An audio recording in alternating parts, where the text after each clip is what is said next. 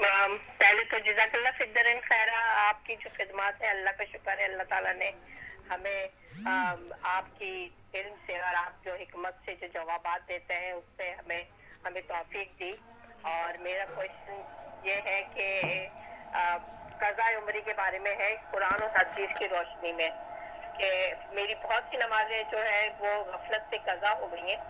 तो अब मैं जो कुरान और हदीस में तो इख्तिलाफ है, मतलब लोग कहते हैं कि इसमें नहीं आया है, नमाज क़ज़ा उम्री का हुक्म नहीं है, लेकिन हम क्योंकि फ़िक़्ह हनफी को फॉलो करते हैं तो उसके हिसाब से हमें अपनी क़ज़ा उम्री कैसे अदा करनी है, क्योंकि बहुत से लोगों में ये इख्तिलाफ है कि कुरान में और हदीसों में।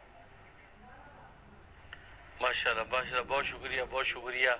अल्लाह ताला आपको बरकत अता फरमाए। आपने मेरी जो इल्म की और मेरी हिकमत को अप्रिशिएट किया है, अल्लाह वाकई मुझे इल्म और हिकमत अता फरमा दे। वमय्युतल हिकमत फ़क़द ऊतिया खैरन कसीरा। कुरान ने कहा कि जिसको हिकमत अता कर दी जाती है उसको खैर कसीर अता कर दिया जाता है। अल्लाह ये खैर कसीर मुझे नसीब फरमाए और वाकई इल्म सही और इल्म नाफ़े से जो है मुझे मुनव्वर फरमाए और आपकी मोहब्बत को कबूल मंजूर फरमाए। बाकी आपने सवाल बड़ा अच्छा किया कि क़ज़ा उम्री का क्या तरीक़ा है, किस तरह करनी है। हम हनफी हैं, लिहाजा हनफी जो फ़िक़्ह के मुताबिक उसका तरीक़ा कार क्या है। जो आपने बताया कि लोग इख्तलाफ करते हैं, बाज़ कहते हैं कि कुरान हदीस में क़ज़ा उम्री का कहीं नहीं आया, लिहाजा जो है वो क़ज़ा करने की ज़रूरत नहीं है, वो ये कहते हैं। पहली बात तो ये कि असल में वो नादानी कर रहे हैं, उनको कोई मुगालता लग गया, उन्होंने ये बात कर दी है। हालांकि ऐसा नहीं, ये तो कुरान और सुन्नत ही का हुक्म है। बल्कि जो है सियासता में इमाम बुखारी जैसे आदमी ने बाब ही क़ज़ा नमाज़ों का बांधा है और उसका बाब का नाम रखा बाबु क़ज़ाइल फ़वात, फ़ौत शुदा नमाज़ों की क़ज़ा करने का बाब। ये बाब का उन्वान ये बांधा और उसके तहत जो है उसके तहत हदीस वो लाए कि ग़ज़वा खंदक के मौका पर नबी करीम सल्लल्लाहु अलैहि वसल्लम की नमाज़ें क़ज़ा हो गई थी। 5 नमाज़ें क़ज़ा हो गई उस जंग की तैयारी में, खंदके बनाने में 5 नमाज़ें क़ज़ा हो गई और आपको बहुत इसका सदमा और अफसोस कि ये इन ज़ालिमों की वजह से हमारी नमाज़ें क़ज़ा हो गई। तो फिर आपने उन नमाज़ों को क़ज़ा किया, उन 5 नमाज़ों की जो है बारी बारी सबको क़ज़ा किया गया। तो उस पर ये बाब उन्वान मुहद्दिसीन ने बांधा बाबु क़ज़ाइल फ़वात, फ़ौत शुदा नमाज़ों की क़ज़ा करने का बाब। तो गोया कि इशारा कर दिया कि फ़ौत शुदा नमाज़ों की क़ज़ा करना ज़रूरी है, करनी है। तो ये तो, और फिर नबी पाक सल्लल्लाहु अलैहि वसल्लम ने खुद करके दिखाई।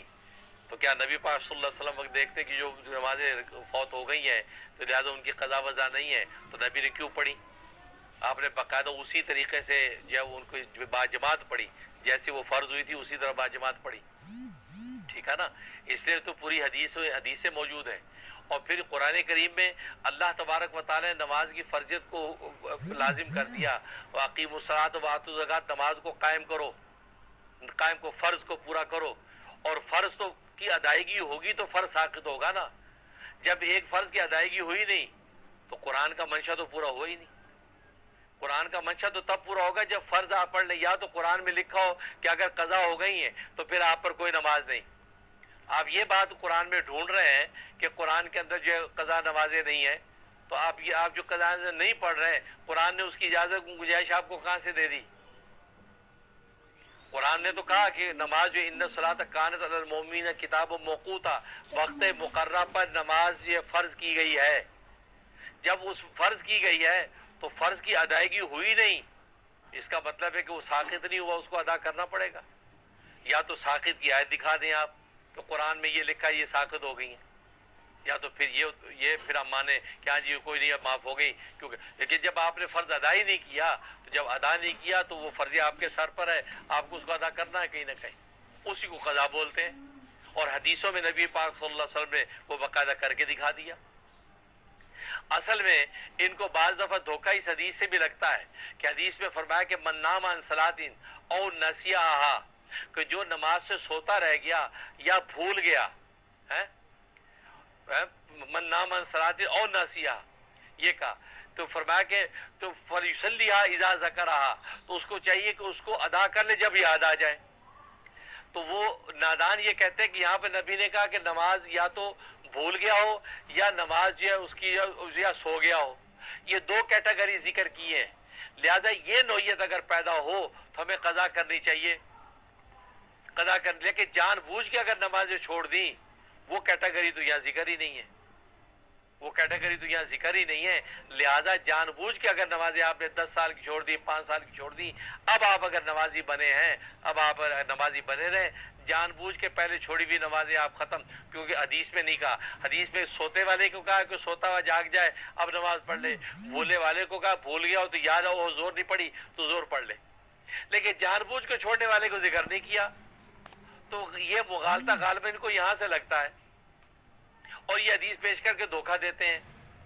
اس کا جواب یہ ہے کہ اصل میں نبی کریم صلی اللہ علیہ وسلم نے یہ جو بیان فرمایا کہ من نام عن صلاۃ او نسیہا، جو نماز سے سو گیا یا بھول گیا، فلیصلیھا اذا ذکرھا، اس کو چاہیے فوراً پڑھ لے نماز، یعنی پڑھنا واجب نماز اس کے لیے جب یاد آ جائے۔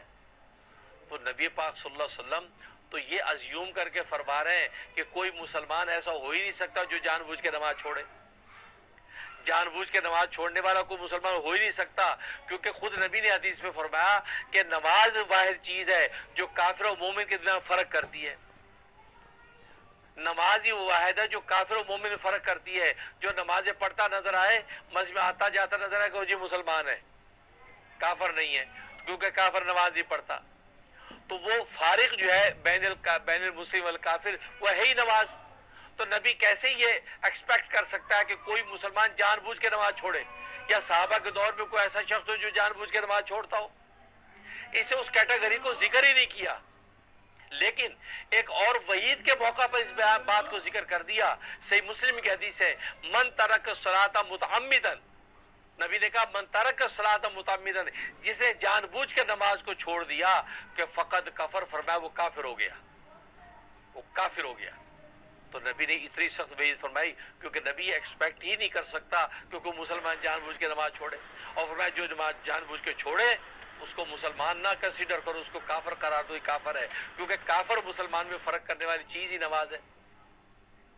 لہذا یہ لوگ جو ہے یہ فتنہ پھیلاتے ہیں، دین کی جو ہے وہ قطر بہمت کرتے ہیں، اس کو کاٹتے ہیں دین کو، یہ دین میں تساہل پیدا کرتے ہیں، دین میں چست نہیں کرتے امت کو، یہ دین کی خدمت نہیں کر رہے، یہ دین کو بگاڑ رہے ہیں، یہ دین میں آسانیاں پیدا نہیں کر رہے، یہ آسانیوں کو دین بنانے کے چکر میں ہیں، اور آسانیوں کو دین بنانے کا نبی نے حکم نہیں دیا، دین میں آسانیاں پیدا کرنے کا حکم دیا ہے۔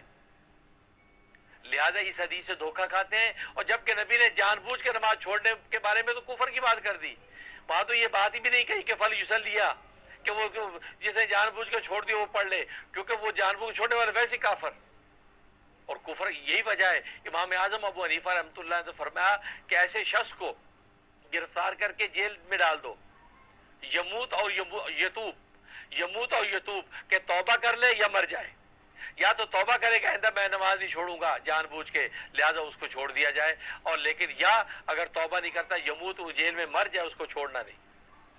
اور امام مالک فرماتے ہیں جسے جان بوجھ کے نماز چھوڑ دی فقط قتل، اس کو قتل کیا جائے گا، اس کو قتل کر دیا جائے گا، کیونکہ اس نے نماز چھوڑ دی جان بوجھ کے، تو النبی نے جو کہا کافر ہو گیا، اس کا مطلب یہ مرتد ہو گیا ہے، اور مرتد واجب القتل ہوتا ہے۔ تو آپ کہاں پھر رہے ہیں بھائی؟ یہ تو نماز جان بوجھ کے چھوڑنے کی تو اتنی سخت وعیدیں ہیں، اور آپ اس حدیث سے دھوکہ کھا رہے ہیں۔ وہ تو نبی نے یہ ایکسپیکٹ ہی نہیں کر رہا کہ کوئی شخص جان بوجھ کے نماز چھوڑے گا۔ اس لیے یہ بہت بڑا دھوکہ ہے کہ قرآن حدیث میں حکم ہے، قرآن حدیث سے ثابت ہے بھائی کہ قضا نمازیں پڑھنی ہے، آپ نے قضا عمری کرنی ہے، روزے قضا کرنی کرنے ہیں۔ اب رہا اس کا طریقہ کیا ہے، وہ اب طریقہ آپ سمجھ لیجئے۔ اس کا طریقہ یہ ہے کہ آپ جو ہے حساب لگائیں گی زندگی کی نمازوں کا، زندگی کی نمازوں کا آپ حساب لگائیں کہ بھئی 10 سال کی نمازیں فوت ہوئی ہیں، 2 سال کی ہوئی ہیں، وہ لگا لی آپ میں سے 5000 نمازیں بن گئی آپ کی، 5000 فجر، 5000 ظہر، 5000 عصر، 5000 مغرب، 5000 عشاء، 5000 نمازیں مثلا بن گئی۔ اب آپ جب نماز پڑھنے لگیں گی فجر کی قضا، تو نیت کریں گی کہ یا اللہ 5000 جو فجر کی نمازیں میری قضا ہوئی ہیں اس میں سے پہلی کی قضا کرتی ہوں، یہ کہہ کہ اللہ اکبر آپ یہ پڑھیں گے، یا یہ کہ جب پہلی پڑھ لی اب دوبارہ جب آئی تو پھر کہ یا اللہ دوسری کی پڑھتی ہوں، پھر دوسری قضا کرتی ہوں، پھر تیسری کرتی ہوں، اسی طرح کاؤنٹنگ کرتی جائیں۔ اور یا پھر یوں کہیں کہ یا اللہ جو باقی رہ گئی ہیں اس میں سے پہلی کی قضا کرتی ہوں، پھر کہ یا اللہ جو باقی رہ گئی اس میں سے پہلی کی قضا کرتی ہوں۔ 495 رہ گئی، ان میں سے پہلی کی قضا کرتی ہوں، 494 رہ گئی، اس میں سے پہلی کی قضا کرتی ہوں۔ اس طریقے سے قضا کرے گی۔ اگر اس طریقے سے قضا نہیں کی کہ ایسٹیمیٹ لگا کے اور پھر اس طریقے سے اگر نہیں کی تو امام جساس ابوبکر جساس رحمۃ اللہ علیہ کا فتویٰ ہے کہ آپ کی قضا عمری ادا ہی نہیں ہوگی۔ اس مسئلے کو نوٹ کر لیں۔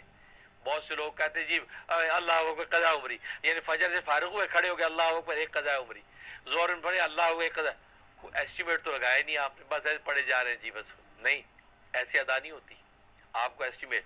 اور ایسٹیمیشن کی بات ہو رہی ہے، ایکوریشن کی تو بات نہیں ہو رہی۔ بہت سے کہتے ہیں یار اب کیسے پتہ چلے گا کتنی، بھائی ہم بھی ایسٹیمیشن کہہ رہے ہیں، ایکوریشن تو نہیں کہہ رہے بھائی۔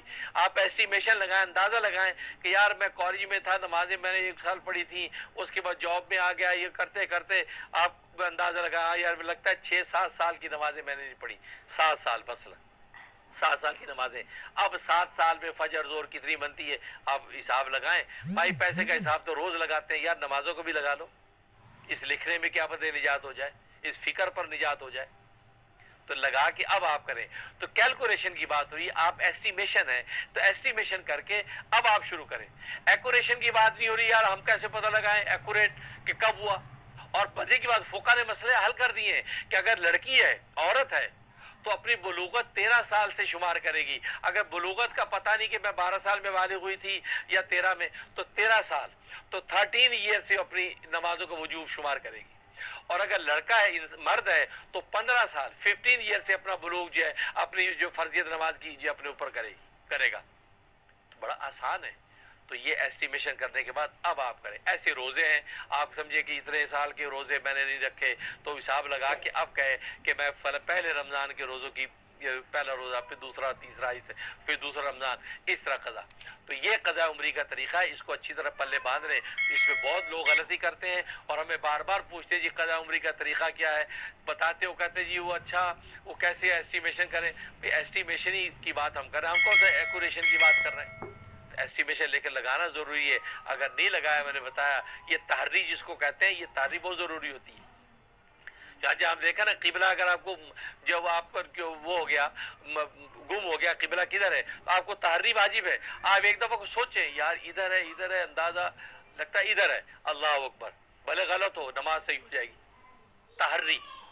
تحری آپ پر کہ آپ مکلف ہیں، اسی طریقے سے آپ اس تحری کے مکلف ہیں۔ ایسٹیمیشن ایپ لگا کے اب آپ شروع کر دیں۔ تو یہ اور سب سے آسان طریقہ میں بتایا کرتا ہوں، ہر وقتی نماز کے بعد جو ہے آپ ایک قضائی نماز پڑھ لیں۔ فجر کی نماز سے فارغ ہوئے اللہ اکبر کھڑے ہو کے ایک فجر پڑھ لیں، زور کی نماز سے فارغ اس کے بعد ایک زور قضائی پڑھ لیں۔ تو ہر ادائی کے ساتھ ایک قضائی پڑھتے جائیں، روز کی 5 قضا نمازیں ہوتی جائیں گی۔ اور اگر خدا نہ خواستہ اللہ کے بلاوا آ گیا تو آپ تو نیت کر چکی ہیں، کر رہی ہیں، تو موقع ہو تو وصیت کر دیں کہ بھی باقی جتنی نمازیں رہ جائیں اس کا فدیہ میرے دے دیجئے گا، باقی میری 1 سال کی نماز رہے گی اس کا فدیہ دے دیجئے گا۔ اور ایک نماز کا فدیہ اتنا ہے جتنا ایک روزے کا ہوتا ہے۔ میں امریکہ وغیرہ میں $12 ایک روزے کا فدیہ یا $15 ایک روزے کا فدیہ ہے، تو ایک نماز کا $15 ایک نماز کا فدیہ۔ تو کہو کہ میرے ترکے میں سے فدیہ ادا کر دیا جائے، لہذا واجب ترکے میں سے فدیہ ادا کریں گے۔ لیکن اگر آپ کو وصیت کا موقع نہیں ملا تو پیچھے وارثوں کو چاہیے کہ وہ سوچے کہ اماں کی نمازیں اتنی رہ گئی تھی، ابا کی نمازیں رہ گئی تھی، اس کا چاہیے کہ وہ پہلے فدیہ نکالے، کیونکہ روزے کا فدیہ تو آپ کو پتہ ہوتا ہی ہوتا ہے۔ تو امام محمد رحمۃ اللہ علیہ فرماتے ہیں انشاءاللہ اس روزے پر قیاس کرتے ہوئے اللہ تبارک و تعالی نماز کا فدیہ بھی قبول کر لیں گے۔ تو یہ وہ طریقہ ہے، اس طریقے پر کریں اور یہ مغالطہ دل سے نکال دیں کہ جی بعض کہتے ہیں قرآن سنت میں تو نہیں ہے، فقہ حنفی کو فقہ حنفی کو آپ نے قرآن سنت کے پیرلل سمجھ کیسے لیا؟ فقہ حنفی عین قرآن و سنت ہی کی تو تشریح ہے۔ کون مائی کا لال ہے جو ثابت کر سکتا ہے کہ فقہ حنفی قرآن سنت سے ہٹ کر ہے یا قرآن سنت میں اس کے دلائل نہیں ہے؟ یہ تو عوامی پروگرام ہے، آپ کو فقہ حنفی کے قرآن سنت کے دلائل پیش کرنے لگے، آپ اپنے گھر میں بیٹھ کے جھومتے رہیں۔ کیا کہ کمال کر دی امام ابو حنیفہ نے، کیا گہرائی کے ساتھ قرآن سمجھا ہے، کیا گہرائی کے ساتھ حدیثوں سے استنباط کیا ہے۔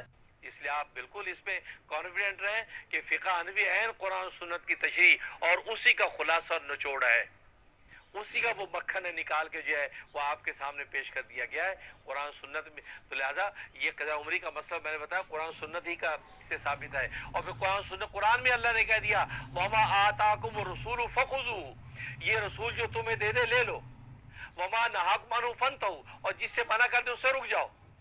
تو نبی نے ہی قضاء عمری کا طریقہ آپ کو دیا. غزوہ خندق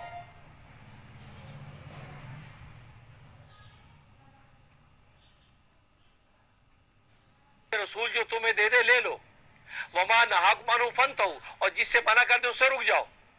تو نبی نے ہی قضاء عمری کا طریقہ آپ کو دیا ہے. غزوہ خندق کے موقع پہ بخاری کی حدیث ہے، سیاستہ کی حدیثیں ہیں، آپ نے فوج نمازوں کی قضا خود کی، تو خود عملی طریقہ امت کو دے دیا. تو قرآن کے مطابق تو وہ لینا آپ پر واجب ہوا کہ نہیں؟ واجب ہوا.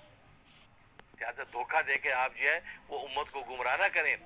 جو لوگ ایسا کرتے ہیں اللہ تبارک و تعالیٰ ان کو ہدایت عطا فرمائے، ایمان کے نور سے ان کو مالا مال فرمائے. اور خاص طور پر فقہ حنفی کے اندر جو اللہ تبارک و تعالیٰ جو علمی استدلال کی طاقت رکھی ہے وہ ان پر اگر واشگاف ہو تو پھر اللہ تبارک و تعالیٰ ان کے لیے ہم ہدایت کی دعا کریں گے کہ اس فقہ حنفی کے ساتھ پیار بھی کریں اور اس کی پیروی بھی کریں تو پتہ چلے گا کہ قرآن سنت پہ عمل کا لطف کیا آتا ہے.